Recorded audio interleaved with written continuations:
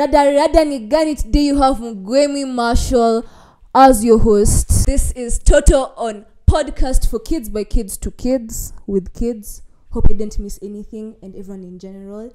And today we're going to be seeing if your medulla oblongata might be in ICU and you don't know, apparently. Well, we have a certified psychologist here. I am very honored to be pleasured by your presence, if that made sense. So let her just introduce herself to us. My name is Moraa. I'm a psychologist and I advocate for mental wellness. Yes. And I have with me... my name is Michelle Anjiro. I am a child journalist and I am also an advocate. I also run an initiative called Mind of a Queen, which advocates for mental health. Yeah. And I am Marshall, just a human girl. Yes, who's going to be apparently hosting you today. So my question was, what is this thing they're calling therapy? Because you know everyone has this mixed thoughts about it. People say, nikuongeleshwa na mtu hadi usikie vizuri. Ama ukisikia vibaya, just go and listen to music, that's therapy. Or just sleep. Sleep is therapy. What do you define therapy as? I like to use the analogy. When it comes to therapy, I like to use the analogy of color blindness, where every single person might be seeing something in a particular way. For example, pink, and then you see red, or red and you see pink, right? Yeah. So therapy is saying, actually, this is not red, it's pink, or it's not pink, it's red. Because often we go through experiences that the result is dysfunctional patterns of behavior and thought and feelings and emotions. So we need someone who is well trained to tell you, hey, this comes from this and this is why you feel like this. So we need someone to deconstruct these aspects of our lives. And sometimes we feel so bad and we're not quite aware where this feeling is coming from. Yeah. So there are different forms of therapy. Of course, we're going to explore that. But that is basically, on a very layman's term, that is basically what therapy is. That was layman's. Hey! I went to be very, very... Did I even go to school? Oh my God. Okay. Could Michelle explain to us her thoughts on this? I feel like therapy is practically relieving your emotions to someone who will be able to come and, like she said, deconstruct it down and be able to help you understand the reality of life, help you understand how you're feeling and what you're feeling, and finding a solution to what you're feeling at that moment. Basically, I would like to say it's more of getting you to find that inner ability and inner strength for you to be more resilient. So they don't give you, you need to do this and do this, because it's not a one shoe fits all type of thing, one size fits all type of thing. Yeah, so it's more of them finding your personal inner strength for you to deal with a certain issue. Oh, okay. So I wanted us to do like a tiny activity before we endelea. Do you all know these psychological issues, these problems, with their names? Do you know them? I think. I went to school for that, so I guess. But do you? Not really. But I try to understand some of them. Well, I wanted us to go on a whole round and mention all the ones that we know.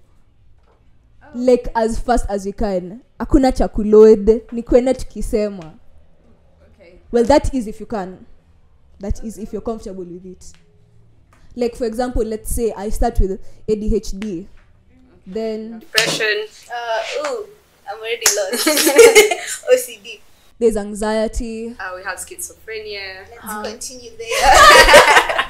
We have, I think, is dyslexia. Dyslexia, yeah. It's a learning disability. Wait. Anyway, so let's continue. So I had this thought that therapy is all of this starts from mtoto akiwa mdogo. Parents usually really influence on how a kid's mental stability is going to be. Do you all have a different thought about that, or do you actually think that parents actually contribute to our mental health, even to the age that you are right now? Things that happened in the past and the environment that you were raised in, has it really influenced your mental health? Personally, for me, I believe that your parents really contribute to your mental health. Okay, I know that in therapy, when you have a problem, there's always a source. Yeah. And there's no way that since you are a child, nothing has ever happened to you. Like at that moment, during that week is when your problem happened. It has started from a long time, and that long time was when your parents were raising you. So yeah, your parents have a really big influence on your mental health. Okay, children are like sponges, and I wish a lot of parents understand how deeply they affect how children view life in general. So because the children tend to soak up, their brains are growing and they're learning, and it's a very crucial stage. We have like a theorist named Erik Erikson, and he talks about the 8 psychosocial stages of development, and the very first 5 stages are very crucial for growth, from trust to mistrust. Talk about isolation versus connecting with people, and then we have identity crisis and you understanding what you're doing. So all this really take up space in a child's life, and as they grow, even if they get an issue in their life that adversely affects them, they can be able to know what perspective am I going to view this, and that goes back to how they were raised. So if you were raised with a victim mentality, that's basically how you're going to deal with this problem, and that largely affects your quality of life. Yeah, so parents need to understand that how you raise your child is very crucial. So before you get a kid, please, I would say go for therapy first, because you may not know, you may spill all these dysfunctional patterns onto your children without even knowing. You think you're fine, you think you're taking care of this kid, but in truth you're harming them, and you think, hey, I'm doing the best, or I'm for this kid. Yeah. Oh, okay. For me personally, I used to have this certain fear that was actually triggered by what happened to me in the past. So I had a fear of meeting people or gatherings or making new friends, because apparently when I was a kid, I'd be body shamed so much to the point that I'd be like, Mom, I don't want to go there. You want to go to Jutunde Chamas, Jutunde Ukakule? I'm like, no, I don't want to go there. Because you'd meet the aunties, they're like, unakulanga. Na mbona unakaa? Unajua unaweza bebwa na upepo. You know, to them it's a joke, but you're like, what's wrong with them? So of course that these fears that you've had or things that have happened to you, and I'd like really want you guys to give me your experiences on them. I think I can start. So personally for me, surprisingly, I have social anxiety. Like I get so anxious in front of people, and it's probably because I've been doing advocacy work for 9 years, since I was 6 till now I'm 15. So when I was around the age of 10, 11, that's when I started going for huge meetings, meeting so many people. And then you're a little kid at the age of 10, and this adult person comes and talks to you, and you're like, oh my god, who's this? Mama, come greet you so and so from this meeting. And I'm like, So I guess that's what made me get social anxiety. I really get so anxious in front of people, or even a crowd of people, and I'm told to go and approach this group of people. I'll be like, yeah. Maybe quick question before I go. What do you guys do about it? Like for you, having gone through that phase where you're body shamed, have you like tried to do anything about it for your social anxiety? Well, okay, for me personally, when I used to go through body shaming, I never really got through it until Form 3, actually. And when I was in Form 3 is when I was like, finally, I Marshall, mwili ni yako. And I was met by someone who was like, you, bro, you look like you can model, bro. You can do so many things with your body, and so many people want to have a body like yours. I'm like, stop lying. You just don't want me to like feel bad. They're like, I'd want to have a body like yours because I've missed so many opportunities because I don't have that body. So never take advantage of it. Never feel for granted because of that body. And you're fine and you're okay. That's all. Like literally that's all I needed. All you need, y'all, it's therapy. That's all you need. That's uambiwe tu kakitu yenye itakutrigger, you're like, eh, by hapa sikuwa nafikiria kama mtu mzima. So yeah, me whatever helps me was being talked to and kwekwa sense kwa akili. No, basically that's cognitive therapy, where your thoughts process inabadilishwa, so you get to see things from a different perspective. Yes. Yeah. So for me, I'll say it's my friends. Like it's the same thing, but more forceful. Like yeah. So like maybe we'll be sent, or my friend has this friend in another class, and I'm like, I'm going to wait for you outside. So my friends, for the first time, just came and pulled me inside their class, and they're like, you're going to stand here and you're going to talk to people. And I was like, okay. And for the first time, I actually like talked to people, and they were like, you see, it's not that hard. It's just your mentality. Yeah. Then that's when my whole mentality shifted, and I started not being scared of people again. Now that's behavioral therapy.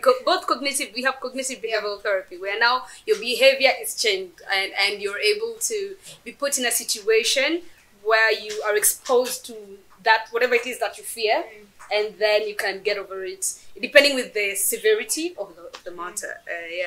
And I think of myself, for a very long time, I've had to be a perfectionist. Right. Wow. Yeah. So that really chips away and gets you very anxious whenever you feel things are not going right.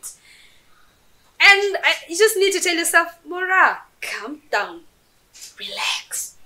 You know, just breathe. You just like this. Yeah. Because at the end of the day, it's not that serious. Don't take life too seriously. I've worked with Moraa. Yeah. Trust me. You need to calm your chest. You need to calm yeah. So I think that is it for me. Yeah.